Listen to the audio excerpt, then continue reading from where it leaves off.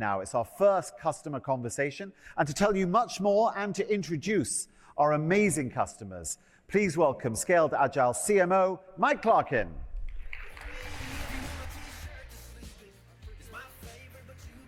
Thank you, everybody. This is just so great. I really am so pleased to see so many of you come to the SAFE Summit this year. I know you come from a long distance, and I really appreciate it. How has today been? It's been a great day, hasn't it? Give yourself a hand for the work you did today.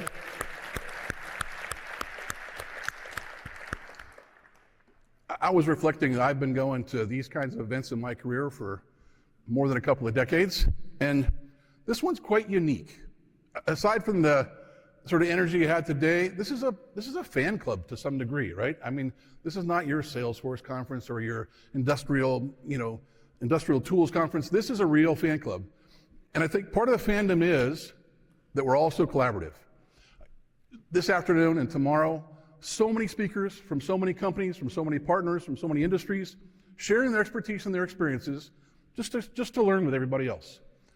So it is often my great honor then to say what my favorite part of this community experience is having customers come on stage and the honor of having them share their stories with us. Now, this particular client, FedEx, I think is particularly interesting. They're a really big company. We all know them. Oh, hang on a second. I've got to thank you very much.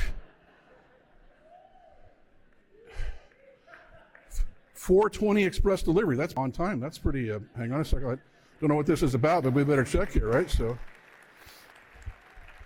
hang on a second to put this down. This must be important. Let's take a look.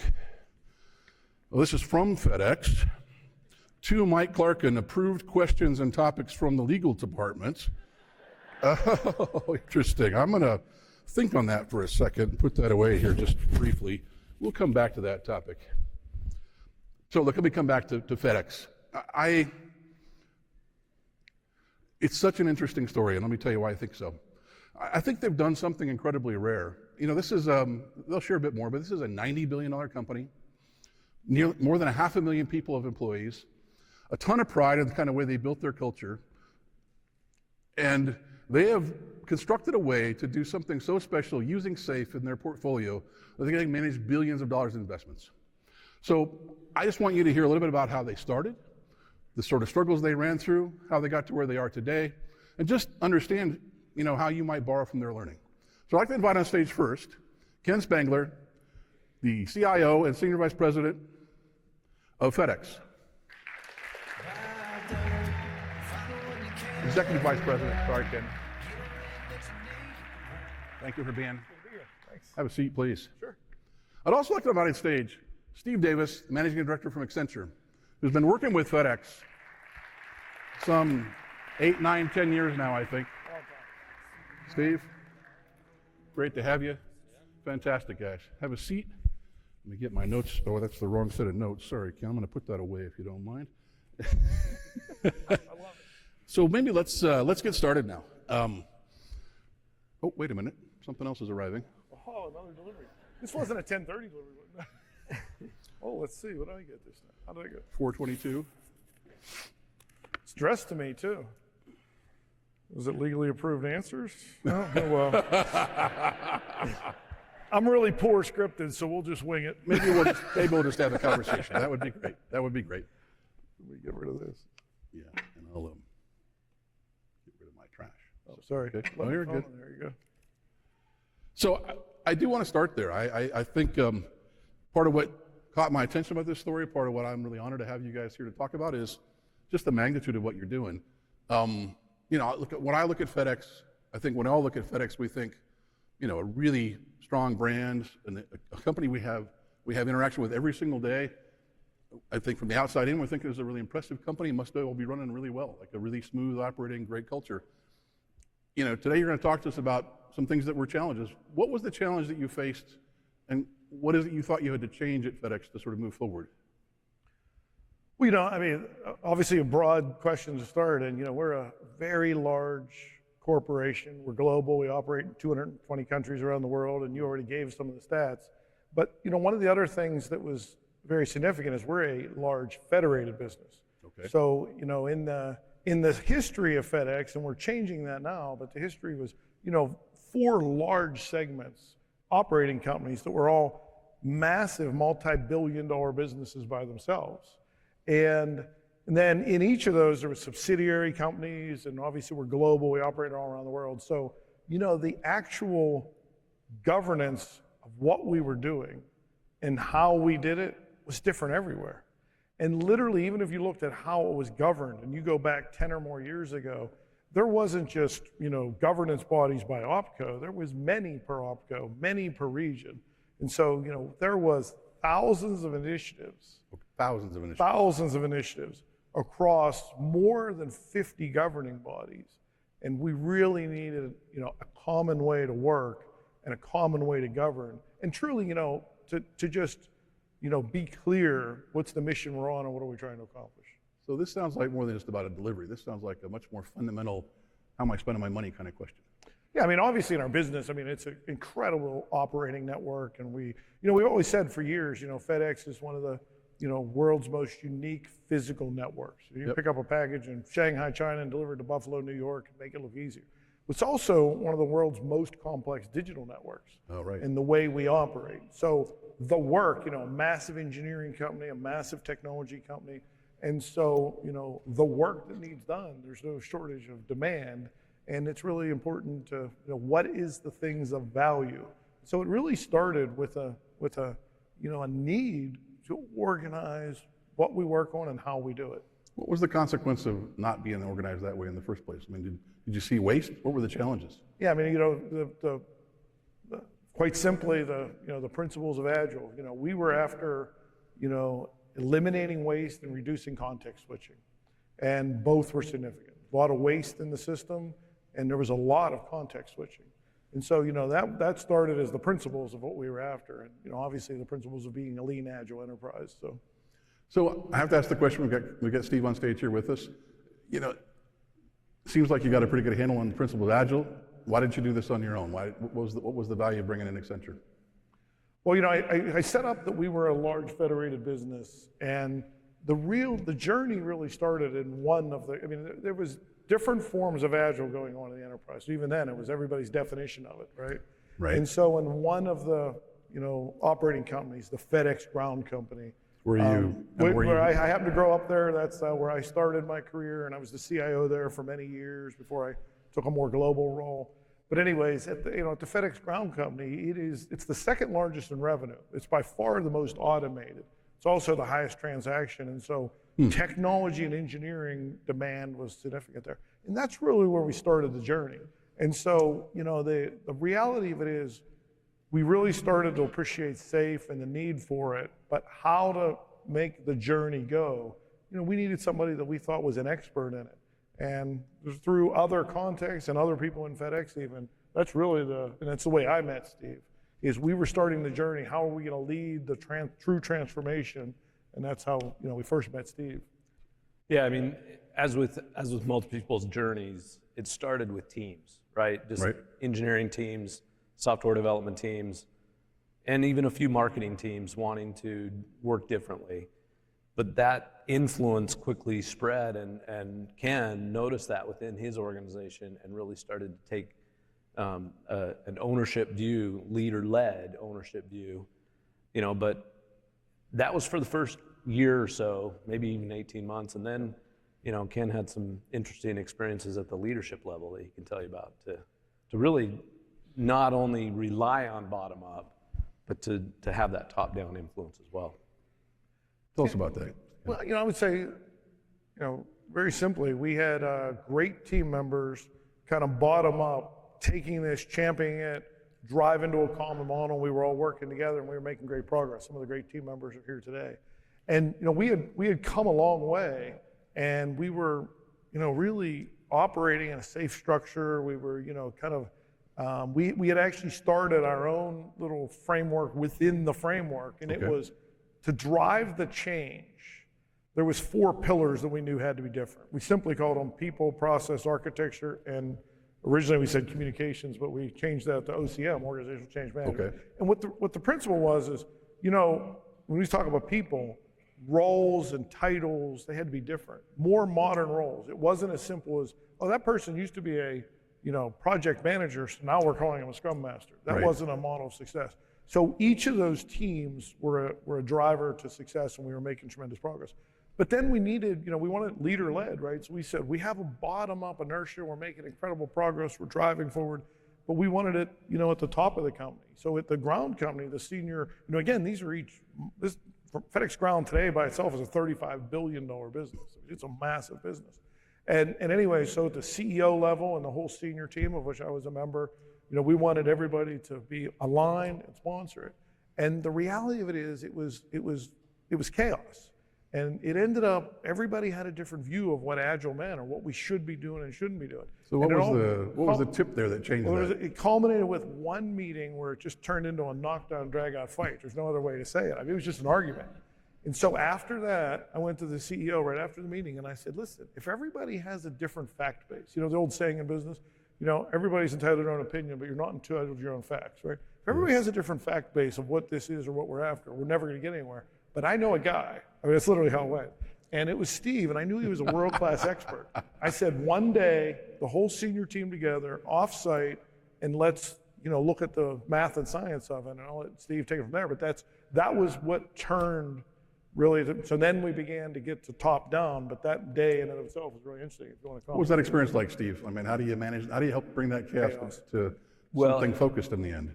It was good. Ken first introduced me and Henry Mayer, who's CEO now a retired CEO. And we had a conversation, right, one-on-one, and he said, I'm in, let's do this. So we came together off-site, and there was a lot of this, right, at the beginning of the day, right? I think we can relate to a lot of this, right? There was a lot of, I don't know, But, we had the CFO and the COO and the chief legal counsel there, and, all of the C-suite, right? They invested. And we really did focus on the math and the science, that are embedded in the SAFe principles, right? Principles of product flow. And by noontime, it was, people were starting to lean in, and I want to have more of this conversation, because they could see I'm not going to argue against, as Ken says, the laws of physics. Yeah, I said that day, it was critic judge in the morning, it was curious by noon, and by mid-afternoon it was like, wow, I'm arguing against the laws of physics here, I need to get engaged. Right. That's kind of how it all went. So did you get everybody on board at this point? Or it was a pivotal day. It wasn't that everyone, left the room singing Kumbaya and we're all on the same page, but we got aligned around what it is we're trying to do, why it is important to us, the math and the science around focus and context switching and how that was killing the productivity in the organization. Right? So you got aligned on the idea that you want to clarify things. We made a deal. Structure, you made a deal. We're going to lead, this has to be leader-led too. It's bottom up and top down. And the leaders have to be aligned around, what we're doing and why we're doing it. And so that's the way I would say at the end of the day is we made a deal. And then there was no more fighting for different models. How many different things were you doing? Well, I mean, prior to us really going down, we would literally, even in a single operating company, have hundreds of initiatives. And really large multi-year initiatives, like 50 or 60. 50 or 60 multi-year. So we, obviously we had to get a handle on doing less things, but I would still say that was part of it, for sure. But the way we work, and not, tying individuals to one project that they're on for 4 years. Okay. And the whole structure of value streams, the arts, and, at the team level that we were, pooling every PI every 10 weeks, it was a pool model. So they might be delivering against 3, 4, 5 different initiatives each 10 weeks instead of that one that you're tied to for years. So anyways, obviously, and then managing flow, we just had a great session by one of our super team members about how we manage flow today. And so anyways, I would still say what we work on was super important. And I've said this for years. I always said, every IT organization, every business spends a lot of time working on what we need to do. Mm-hmm. But the world-class ones spend a lot of time on how, and they do it in a world-class manner, and that's a differentiator. That's what this did for us. It was the how that transformed. I just want to get a sense of scale here. How many humans are you talking about being affected by this changed the way you're approaching work? If you look at our engineering and IT groups alone, which is so much of where the work comes from, it's thousands. Thousands of you. Yeah, so it's not like a group of 100 that we're trying to, we're driving the work. There's thousands in this space. And the portfolio you were trying to manage here is billions. Yeah, I mean, the opportunity and the value, obviously it's a business of 35 billion, and right now what we have talked about publicly, we have a transformation going on across all of FedEx, not just one of the companies. Yep. And we have publicly said it's worth billions of dollars of true bottom line value. Wow. So just help place me here to make sure I've got it straight, that we've got it straight. You cut your chops in ground, you got a sense of how you wanted to approach these things. We're now at the enterprise level, right? We're talking about enterprise. What is the label you're calling this? Yeah, one of the things I was lucky in my career, at one time or another, I got to be the CIO of each of the big operating companies. Oh, cool. So I was a unique perspective. And then I became an executive vice president in 2018 and had a global responsibility, so my remit was all around the world. And then once again, like I had seen at Ground years ago and had great partnership on the engineering side and business side, I seen how different we still were in the regions and such. And so, but we had great partnership again and great engineering groups again. So the journey at that point was FedEx believed that the business agility needed to move to be true enterprise business agility, or we call it EBA, simple as that. And our chief operating officer at the time, who's now the president and CEO of FedEx Corporation, Yep. and Rob Carter, our longtime famous corporate CIO, sponsored a day-long session. Steve was there again. We brought him in again.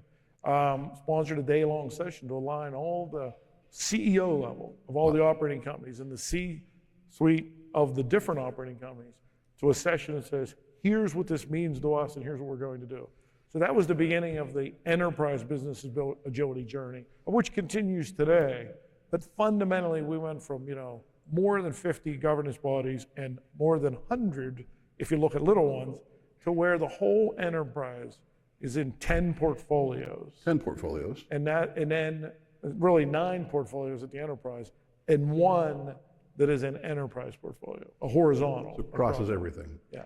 And then, yes. Yes. No, I think what's important about this is what Ken understood early and really engendered in his peers was this is a framework, right? He understood what a framework is, which isn't a prescription, right? But a framework to build upon practices and patterns, right? And that continues today, right? And FedEx has been an important part over the years, I'd say for the last 8 years, of giving feedback, just like many of you do, to the framework, right? This is working, needs to be added upon. And I think that's been an important part of that journey as well that I wanted to call out. It was a powerful part because, my background's software, right? Software engineering, software development, and, this thing we've used for years, right? Frameworks win, now platforms win, right? It's just, and so this framework. Wait, say that again. You say frameworks win, platforms win, yeah, right? I mean, that's my belief. As a software person, I'm like, think frameworks, think platforms, and So why is that? win. Well, I mean, there's a whole bunch of reasons on the software side we can get into. Let's talk about reusability. But in this case, the framework, and again, a framework's just a framework, and sometimes you have to adapt it to you. So I thought the power of the framework is incredible. The modernization of the framework, as it kept evolving, it got better and better and better. Right. And honestly, quite frankly, I mean, there was, early on, one of the problems was we had people that were too wed that the framework is not flexible. And we had to overcome that, again, as part of organizational change management, that really the framework is flexible. Sure. And so that's why, to us, I mean, Steve set this up perfectly. Frameworks win. This framework was powerful. It was evolving and maturing with us and helping us as we matured, and the necessary flexibility, including even, how we set up value streams and the change management of how we set up value streams in the arts. And we didn't just fire it up and say, everybody's doing this on Tuesday. We had, a quarter by quarter journey to how we even stood it up and evolved it. And that was another key to success. We really focused on change management. Organizational change management was a key part of this journey. So, typically I think I hear people say, you got to prove some success along the way to keep the momentum going. What are some examples of successes you had along the way, like meaningful business outcomes you thought you achieved because you were using this new approach to enterprise business agility?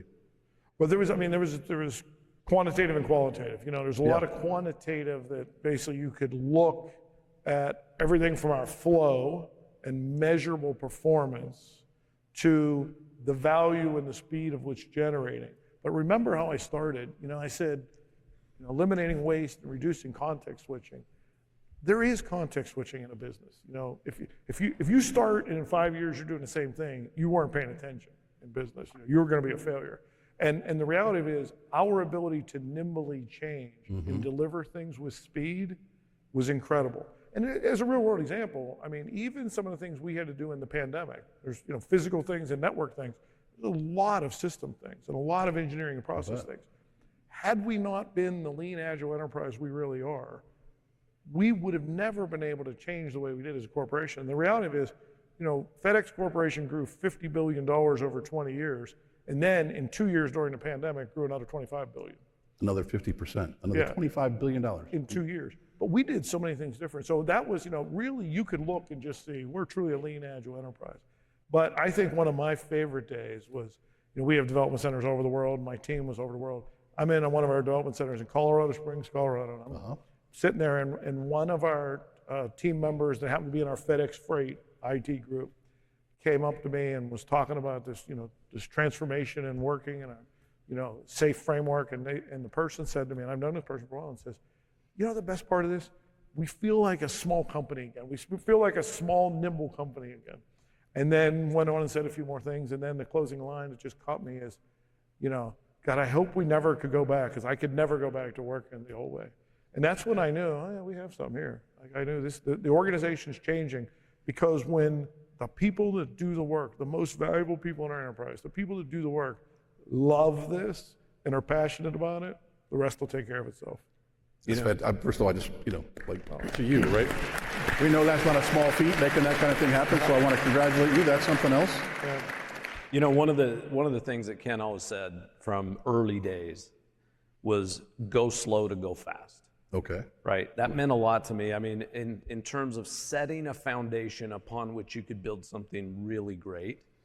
And that proved itself out with what Ken just mentioned. How many companies, when they face a 25 billion growth in 2 years, actually double down on agility, not abandon ship and go back to the way we used to work, right?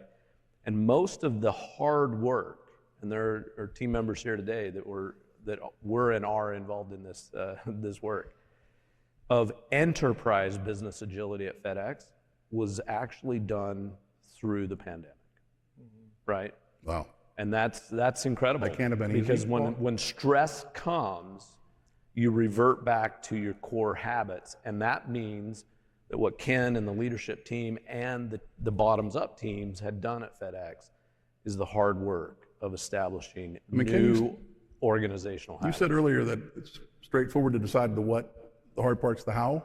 Like, what was the how to get this enterprise business agility to really propagate through all the operating companies? Was it just rejigger your processes? I'll give you a real quick version of the good and the bad of it. We got sponsorship at the time COO, now CEO level. We need to work differently, and this is it. Enterprise business agility. Yep. And I got to we have some of our enterprise business agility team members here today, and I want to give them kudos, because the good and the bad of it is we had this mandate that says we're going to change. But then we started trying to do everything. Everybody was after something, and we were trying to solve all the world's problems at once. And so to a little bit of this go slow to go fast, we said we got to start with what we called common lean portfolio management. Okay. And we simplified. It was our version of saying it's how we work. And it's called common lean portfolio management. And we simplified it all the way down. Instead of fighting on every front, we said we're after 3 things for the enterprise: common processes, taxonomy, and tooling. And we narrowed down to that. And honestly, I think when we were first starting to narrow it down, I felt like I was disappointing the team, because the enterprise business agility team are so smart, they know so much, and they're experts. I felt like they thought, we want to do everything. And then I was like, so I really was, in a way, I was trying to manage disappointment, but then they took and just really changed the enterprise to where when you look across this now, and nothing's perfect in an organization that's evolving at this size, but for the most part, processes, taxonomy, and tooling, even taxonomy, right? We call the same things the same thing. It used to be in every portfolio, they had a different version of what's a value stream, a domain, anything like that. They're all different. So we really have come a long way.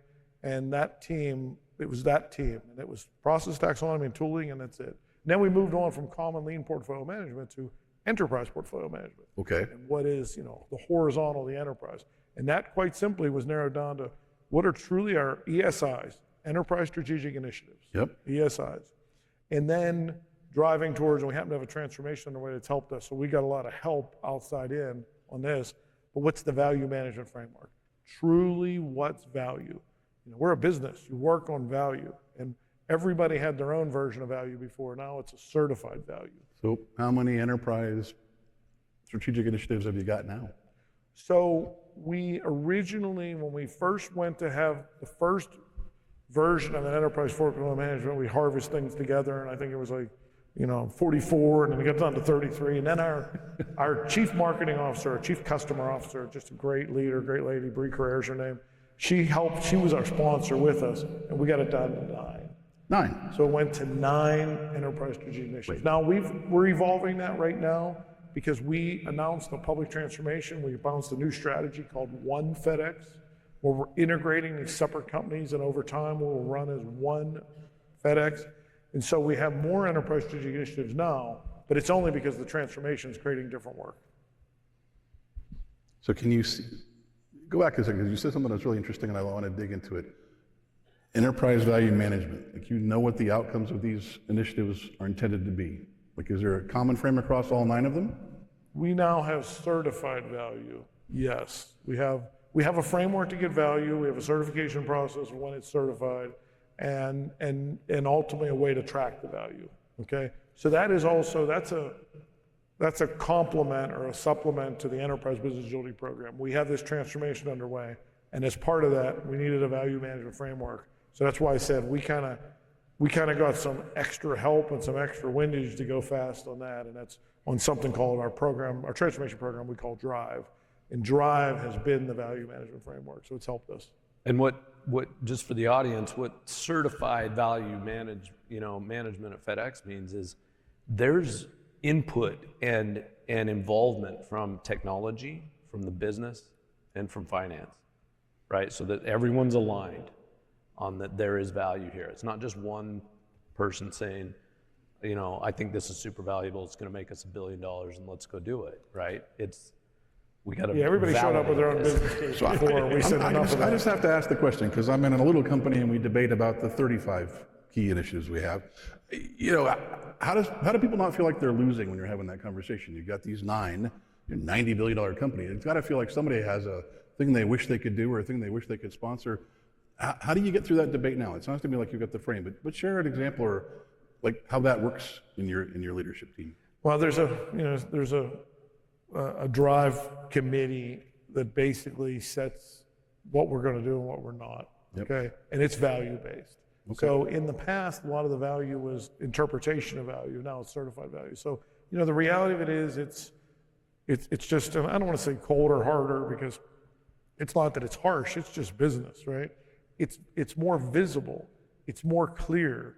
It's less debatable. That's really what it is. And Mike, remember that those 9 from the top are not the only things being worked on in the organization. There are still 10 major portfolios that have essentially P&L responsibilities, and they have their priorities. They have keep the lights on kind of priorities. There's a fact base that is tracked at FedEx that is about how much of our time and resource is being allocated to enterprise strategic initiatives, to portfolio specific initiatives, and to things that are crossing the portfolios that maybe keep the lights on. Yeah, that's a big thing. Again, everybody's entitled to their own opinion, but you're not entitled to your own facts. Having this level of fact base today is what's powerful to make better decisions. I have a son who's relatively new in business, and we talk about this all the time, and I said, nobody wakes up and makes great decisions in business. I don't care who it is. Great decisions come from great information. And so we are just driving a different level of information to make better decisions. It's just incredibly impressive. I just, the whole thing, the magnitude of what you're doing, and I think for this audience, how few companies have even embraced this level of impact. So enterprise business agility, it isn't safe. It's enabled by SAFE. I'm like, how do you look at SAFE as your contributor to this? It's absolutely enabled by SAFE. SAFE's the framework of which it's built on, but then it has the FedEx components. It's a framework that to me is flexible enough that we have flexed it. And there are still, I talked about common lean portfolio management, and for the most part, that's the common how. But there's still flexibility at some of the portfolio levels for things that have to be unique. But for the most part, it's been commonized. So yes, it's built upon that powerful, powerful framework of SAFE. Let me give you an example of where FedEx, has expanded on things that maybe aren't called out in the framework. To really gain the buy-in and the adoption of common lean portfolio management. Ken always says words matter. So we get the same words have to mean the same thing in all the different portfolios. Well, these have portfolio owners, both business and technology. So it wasn't enough to just form a team that could help define this and then hope that everyone adopts it. So there's a forum that was created and continues to this day called the VP Champions Forum, where there's a business and technology VP that were in this forum that would come together, understand the common pieces, make commitments to each other, right? Because at the end of the day, people within these portfolios, they get evaluated each year, right, in performance management reviews and things like that. They're going to do what their leadership says, I need you to do. And so we needed them to lead this common change. And so we had, again, I reiterate, both bottom-up participation, but top-down support for what was happening within the organization. That's not necessarily something that's called out in SAFE, but it was something that was an important part of proliferation and the success of getting it out there. You said one of your pillars was organizational change management. So this for me sounds like a pretty foundational approach to driving this adoption of a behavior set. One of the principles, right, is inspect and adapt, right? One of the inspect and adapt moments for us early on at FedEx Ground was that fourth pillar we originally said was communications, not organizational change management. And we had somebody responsible for it, and it was a great communicator, and they were making content and handing out things, and we were communicating relentlessly. Suddenly we realized, this isn't what we're after. We're after true organizational change management. So we changed, and we had a IT vice president and a business vice president who were really collaborative and super smart together. They were smart individually, but powerful together. And the reality of it is, in using an ADKAR model, a change management model, ADKAR we love, really focused on change management. And then change management is, you continue to inspect and adapt, and you continue to hear from others. So just like the VP forum Steve talked about. So that was another real moment. We were changing all along the way, but we thought we just need to communicate really well and everybody will buy in. And that was like, no, that's not it. As a marketing person, I can tell you communicating doesn't always work, right? Like we can try all day long to cause behavior. It doesn't always work that way. So I want to think about who's in the room at the moment. So two things that really strike me about this conversation. One is, there's a lot of people here that wish they could get to where you are, but don't want to take 10 years. So if you had a couple interesting insights, both of you, on like things you wish you'd known earlier that could help sort of leapfrog a little bit and catch up so they're only 5 years behind or 4 years behind, what would you suggest? I mean, we start with Steve. What's on your mind, Steve? Yeah, I think you've got to get those patterns of wins, right? Because you need both the top down and the bottom up, right, to get there. But you're not usually going to win in talking to the senior leadership until you've proven out some experiments. And so I think that's important. I would always start there. But very quickly, very soon, you've got to lead with I call it the math and the science, right? Of the principles of flow, principles of product development flow, with the leaders. Don't go to the leaders with, this is going to feel good and everyone's going to feel great. Because no C-suite leader is going to stake their career and their reputation on that. Not drinking that Kool-Aid. Okay, right? I understand. Yeah, right.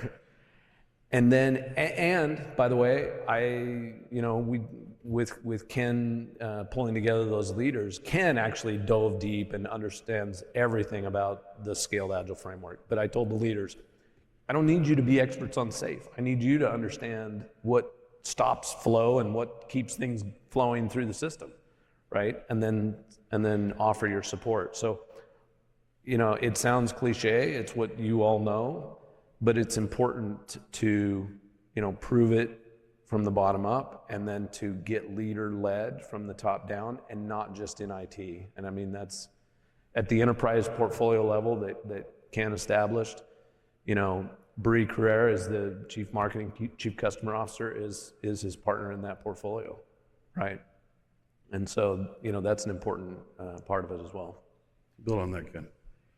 No, I would say everything Steve said for sure, but pattern. He talked about patterns. Patterns matter. I think I'm truly not an expert in the whole everything, but I recognize patterns, and we've really championed. And out of that, when you get into that, things like there's a couple big things: jobs, not assignments. You got to figure out where these are jobs, not just assignments. There are new jobs, new ways to work. That's a really important transformation point. Secondly is, another thing that comes up in a lot, I've talked to a lot of enterprise, I've collaborated with a lot of people. They say, hey, we're going to work in Agile. We need all these new positions. They're all additional. Well, and I used to be sarcastic and kid around. I'm like, so what about a lean Agile process that's more efficient means more people? It's different. It's not more. Okay. So that's the second part. You really understand you need to have jobs, not assignments, to get people into roles. You're just going to work differently. And then I do think, we already said this, but driving those organizational change management principles, bottom up and top down. I thought we got lucky, that Colorado Springs story I told you about, when the people in our teams were passionate about it, we had a lucky moment that was going to catch fire, and it was going to help us. And then the fight, the hard part, which on paper would look like it's the easy part, is getting it to be leader-led, top-down, and that was a fight worth having. So the other thing I would say is, some fights are worth having. Some fights are worth having. And you got to, this is business. You got to get like a person. You got to go do it. And we did it. And we give, there's good moments and bad moments. But when I asked Henry, I'm like, we need to get everybody together off-site one day and bring in Steve. That was a turning point. So you have hundreds of leaders. Go ahead, Steve. I want to add on to, some fights aren't worth having, right? For some of you, bringing together a common enterprise portfolio may not be a priority, and that's okay, right? But if your company is trying to bring together things into an enterprise portfolio, you have to have that commonality, that alignment throughout the organization of what an epic means, what a feature means, right? And that one group hasn't decided that they, are going to subdivide epics into 3 different parts, because then you can't roll it up. And so that's the common way. But I have talked to many customers out there who say, yeah, we're okay with business unit by business unit doing their own thing. Yep. Okay. Within a business unit, you better have some commonality though as well, right? And so you said something earlier just a second ago I want to tap into, because you said this is a different way of work. Is it a more attractive or satisfying way? I'm like, what does it feel like now to work in this environment, and what has that done to your work population, to your ability to sort of attract the right people? Like, what has that meant so far? So I'm thinking about this, but I think this is true. I can't ever remember one team member or anybody that came up to me and said, this is not as good as the old way to work. And I'm not trying to exaggerate, I really cannot remember. And I've had hundreds, maybe now thousands at the time, say this is a better way to work. That, it's the old, so it's like business strategy, is it a good business strategy or a bad business strategy? Well, if you can get a team of people to understand it and be passionate, committed to executing it, it's a good business strategy, right? If it's doing the right thing. And in this case, it's easy to get passionate people to execute against it. So that's my measure of, it's the right thing. And if people were against it or talking about all the negatives of it, that'd be different. But I know that's a qualitative thing more than quantitative. But to me, I see it work every day, and the people that are involved, the people that are real knowledge experts, are super passionate about it because they see a better way to work. It is a better way to work. I'll share a quote from Ken on a phone call one day. He said to me, Steve, I'm not sure I need to go back and look at the data, but I don't think anything we delivered this past year was on the plan going into the year. Oh, yeah, I remember And the he year said- too. Yeah. And he said, this model has enabled us to pivot when we need to pivot and do it quickly, right? Just like today, I mean, FedEx, and this is all public, I'm not giving away, we've said we're in the middle of a transformation, we call it One FedEx. What we thought we were going to be 2 years ago and what we are today is evolving rapidly. We could not pivot. We have a program called Drive. It knows the value. It knows the initiatives we do. But how, the work is still the work. You got to go do the work. Exactly. Our ability to pivot into this new work would not exist if it wasn't for our enterprise business agility. And in each of our portfolios, the business agility led, leader led, way we work. So to me, that's the only measure. We can pivot and be a different, bidding on the circumstances, we can pivot. So just summarize that. Has this enabled you to be ready for what's next? It definitely has set us up, business, this is the era of the speed of change. Okay. It's like, I sit and I'm in obviously different levels, different companies, even on some outside startup boards and stuff. We've been going through the big data era and everybody wants to talk about it. And it's true. Data is so powerful. What you can do is incredible. Right. But we're entering the big computer era, the AI era. This is the big computer era. What you do is so important. The businesses are going to change more rapidly than ever. They've been changing more rapidly now than they were 20 years ago. Well, that's going to accelerate now. Without this type, for us and our scale, I just don't know how we'd be successful. Now, we have the ability to be a nimble organization. Granted, we're massively scaled, so, nimble is all relative, but, we are incredibly nimble compared to what we were just 5 and 6 years ago. Fantastic. Guys, we could talk for another 2 hours, but I'm going to pause here and say thank you very much. This has been incredibly interesting. I'd like the audience to sort of speak with you guys after we get off the stage here and have a few, I'm sure lots of questions to go on. Thank you both very much. Thanks for having us. Yeah, really appreciate it.